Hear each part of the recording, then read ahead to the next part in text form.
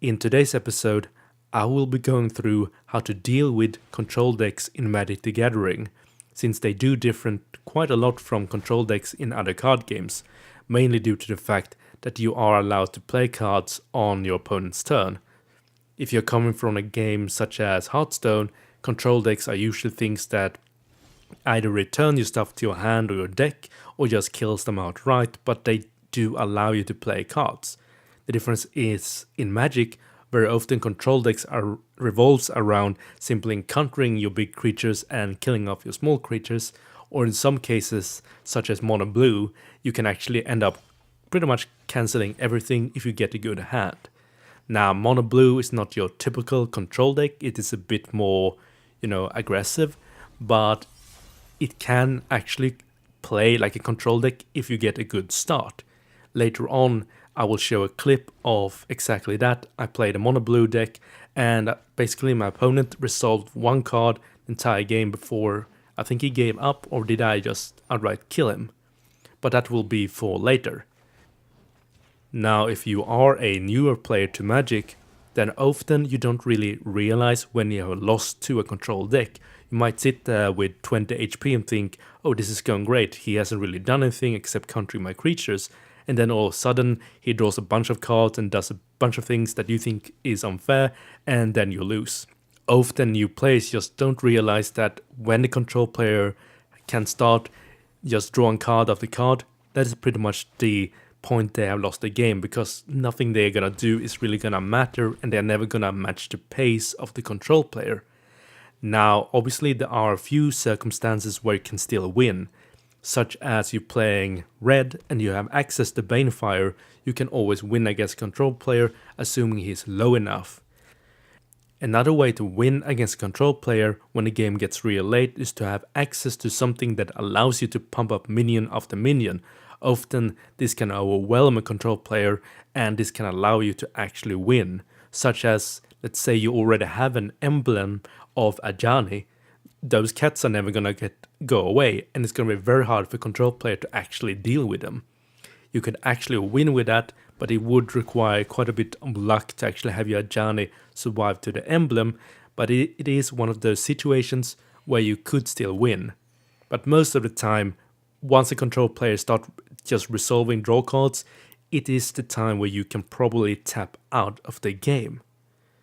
Now, one of the great things that Magic the Gathering Arena does is their matchmaking for the not the solo queue, wrong game, for the casual queue. It matches deck based on power level, and power level is basically based on how often the card is crafted. So let's say the really popular decks will have a really high power level, such as Sultai, full control decks, will have Teferi and stuff like that. So as a new player, you usually don't have to worry if you're playing casual to meet these powerful control decks. If you do watch, for example, the SCG Open, which happens every couple of weeks, you see quite often in high level of play, the control player has a board, has established his hand, and the other guy still has things he can actually do in theory, but he ends up scooping because he do realize he have actually lost. This is not uncommon in high level of play. Obviously, if you're playing like the final match of the worlds, then you're gonna play it out, but for like when you're grinding through all your opponent, when you're trying to get into top 8s, you quite often see people just go, yeah, I can't deal with this, he's drawing too many cards, go next game and go into the sideboard. Now, this is also an important part to mention, and that is proper Magic should be best of 3. Personally, I'm not a fan of the best of 1 ranked. I wish there was only traditional ranked. It would be a lot better and would solve a lot of problems. But since most people are gonna play best of 1s, it's never gonna go away. I might make a video about that later, but for now, let's go back into the topic. So yes, as I already said, when he starts drawing cards, and unless you have like that Banefire or that way to just pump up creatures, you can probably safely just leave the game and go next. Anyway, let's move on to some gameplay, and in this clip I'll be playing Mono Blue. Now, as I already have said, Mono Blue is not like, it's not a Esper control, it's not a Jeskai control, but in this particular match I end up playing it pretty much as a control deck, and as you're gonna see, my opponent is only gonna be able to resolve a single spell the entire game. Now, as I already said multiple times, this is not your standard control deck. Like Mono Blue is not really a control deck. It's not a pure permission deck. It does play a lot more creature than you would expect from a control deck. But in the current standard, this is, well, previously in older standards, we have seen decks like these with just a bunch of counterspell and eventually us beating people down with creatures. Now, the current standard in Magic is a bit more, you are allowed to resolve your creature a bit more than you usually are against control players or control decks, but then they get removed by things like Wrath or spot removals. But you know, the meta shift, some standards you will have pure permission control, others you will have a bit more creature control, and sometimes you have in between. Now, there's no audio in this particular clip because I was watching a video at the same time, so I didn't want the audio to bleed into it. It would be kind of bad. Plus, I would have to boost the mic so much, so it would probably distort it. Anyway, you can see here, this is, well, I would like to say this is not your typical, like, hand you get with Mono Blue, but actually hands like these are quite common when you play the Mono Blue deck. Now, obviously, the Mono Blue deck is amazing in best of ones. It has really strong matches against pretty much everything, and it's hard to deal with coming out. As you can see here, there's just going to be control after control, well, not control, counterspell after counterspell. You've already seen a couple of them, and I have 2 more in my hand. And, you know, the same rules applies to this as would apply to a proper no creature control deck, pretty much.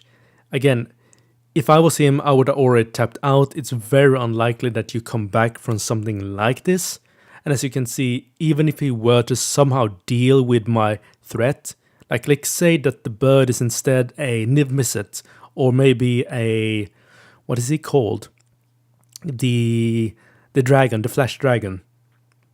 It could be the same situation. Even if he dealt with it, what is he gonna do afterwards? Is he gonna somehow manage to outplay my massive card advantage?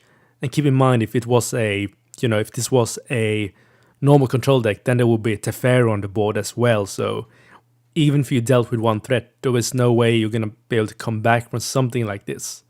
Now, the only way you really can come back from something like this, like in a real sense, is if the control player somehow manages to just draw land after land. But that, you don't want to build your deck or build your strategy around that. Anyway, as you're gonna see right here, he's gonna tap out. He had enough. Plus, I don't think he could actually have done anything at that point. Even if he did have an exile for one of my creatures, I could easily have killed him anyway. But that was a really short demonstration of just when everything goes right for control and just how frustrating it can be. I mean, I do realize that for that player, playing against this Mono Blue was probably like pulling teeth. He didn't get to do really anything the entire game, and well, he got to play an Honor Guard, and that was about it. So in conclusion, again, there's not much really you can do. You can do things in the sideboard, but in best of ones, there's not really much you can do once a control deck, or a combo deck for that matter, gets these hands or gets a early start. Once they establish the board or hand control, it is pretty much over. And I mean, if you get angry about it, then you're gonna tilt really easily and not go very far. You just simply have to accept that this is how Magic is played, and it's probably never gonna go away. But anyway, that was everything I wanted to say for this video, and I'll catch you next time. This is Project signing out.